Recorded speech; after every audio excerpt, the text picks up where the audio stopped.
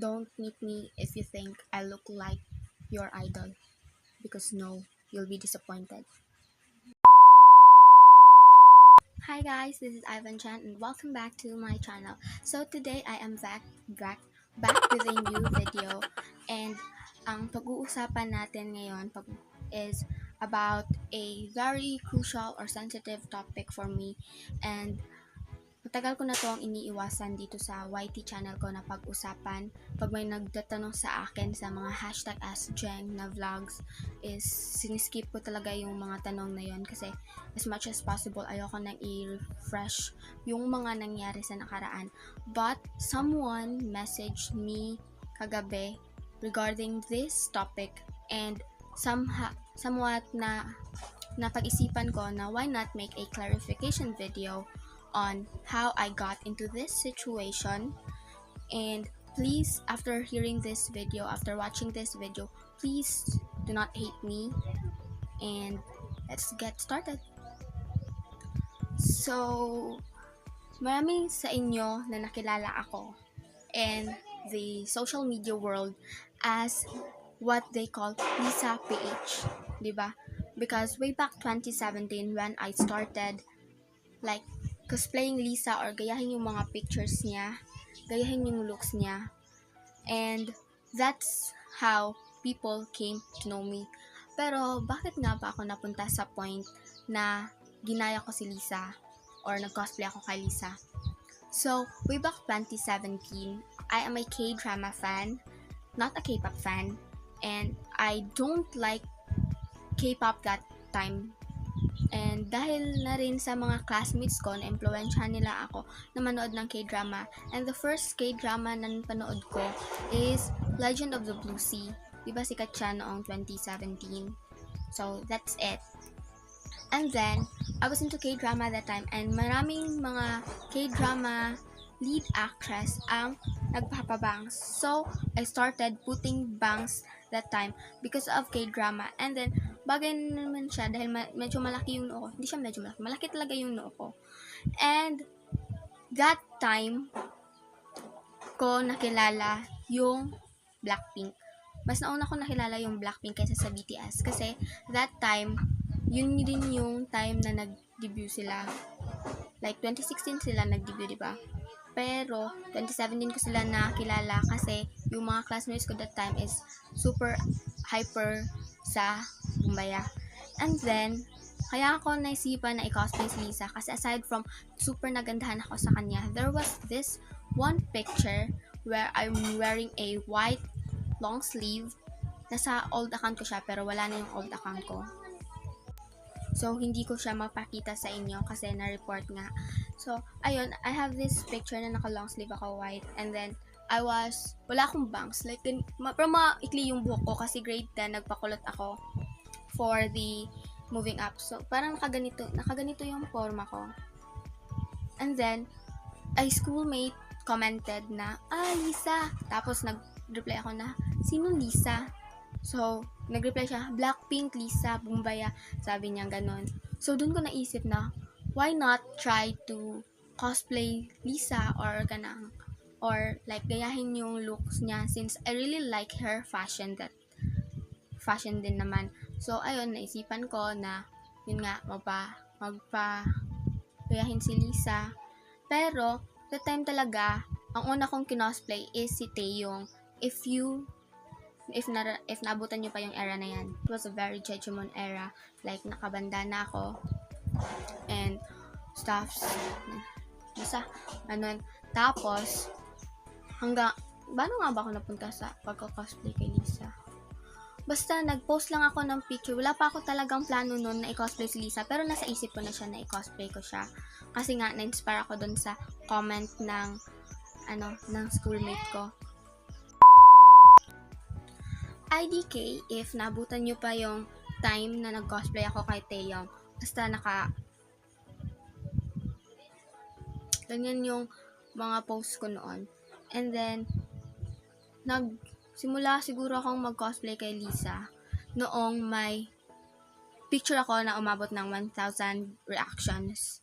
And yung picture na yun, may copy pa ako, i-flash ko siya dito. And then, yan yung nag-gain ng 1,000 likes. Itong picture na to, ito yung umabot ng 1K reactions. Kasi, tapos yung mga comment nun is puro, hawig ni Lisa.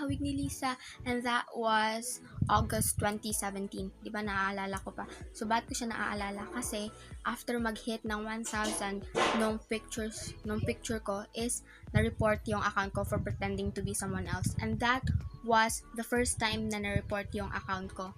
And then, after a week, nabalik din naman. So, akala ko nga rin yung account ko ngayon is mababalik. Pero hindi na siya nabalik.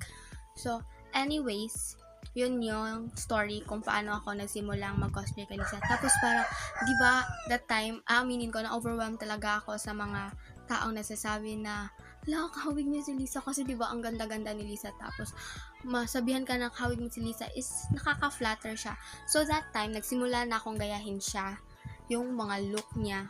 That time is, yun na yung era ng As If It's Your Last, where Lisa's hair was orange. And since Jejemon ako, that time, ginaya ko yung orange na hair niya. But it was edited. And that is the history of my nickname sa account ko na Ponkan. Kasi orange. And, ano pa ba? That time, marami talaga akong face na mga hates, criticisms, and threats na sinasabihan nila akong get lost, die, and ano pa mga masasakit na salita. Because, ewan ko, may away kasi nun sa K-com na parang galit sila sa mga taong naka-eyeliner na nagka-cosplay kay Lisa that time. And sinusugurin ka talaga nila. K-com was toxic even before. And Blanks yung nagsabi sa akin na get lost because you don't look like Lisa. And then, I don't know if you're familiar with Saraha. Basta yun yung app na parang profoundly where you can send anonymous message as anonymous to someone. Tapos, nag-try ako nun. Tapos yung mga comment, yung mga message is puro talaga hates. And that's why I started na mawalan ng self-confidence. But I met Giggles. So yung Giggles yung fam ko ngayon na they were the ones who supported me and sila yung nag-rest back sa akin. And that's why I'm so thankful for them. For 2 years na kasama yung Giggles, and they can testify kung anong mga karanasan, masasakit na salita yung mga tinanggap ko that time. And pero nag-cosplay pa rin ako dun kay Lisa. Kasi iba talaga yung nagagawa ng mga magagandang comments. Like, it boosted my self-confidence. And if I have some pictures, hanapin ko, i-flash ko yung mga evolution ng pag-cosplay ko kay Lisa. Bakit crucial to para sa akin, or sensitive to na topic para sa akin na pag-usapan? Kasi, alam ko naman na marami pa rin sa inyo ang nag-hate sa akin hanggang ngayon for cosplaying Lisa, kasi I am not claiming to be your Lisa PH. No, I am a cosplayer. I cosplay Lisa because I don't look like Lisa. I don't really look like Lisa. And you can prove that. That's why I'm making this YouTube channel na at first puro lang DIY para hindi makita yung mukha ko until I decided na i-show yung mukha ko to prove to you that I don't look like Lisa and to overcome my fear, kasi ayoko sa mga taong gustong makipagkita lang sa akin because I look like their idol. No, I don't look like Lisa, guys. You'll be disappointed when you see me in person. And I hate being compared. Kasi diba, alam niyo naman siguro na maraming mga tao ang nagtatawag ng Lisa PH sa ibang tao. And ayoko na, pag nakaka-offend kasi yun, guys, na nag-post ka ng picture mo, tapos may magko-comment na, mas kamukha ni Lisa itong ano. And nakaka-offend siya in my part. And I hope that people will know the difference between the look-alike and the cosplayer. Kasi yung look-alike, kahit walang makeup, is kamukha pa rin talaga. While yung cosplayer, you need to put makeup to have a certain look or to actually gaya the whole appearance from the way that person dress. kasi diba cosplay na. And I'm a cosplayer, not a PH. So please get my point. So the purpose of this video is to clarify things out that I'm a cosplayer and not claiming to be as the Lisa PH, the legit Lisa PH, and ano ba? Gusto ko lang story sa inyo kung paano ako napunta into cosplaying Lisa, and that's it. Yun lang guys. And I have to end this video because it's taking so long. And bye! So, before ko po i-end itong video is may isa-shoutout lang po ako kasi ang dami ko pong lista dito ng mga magpapa-shoutout.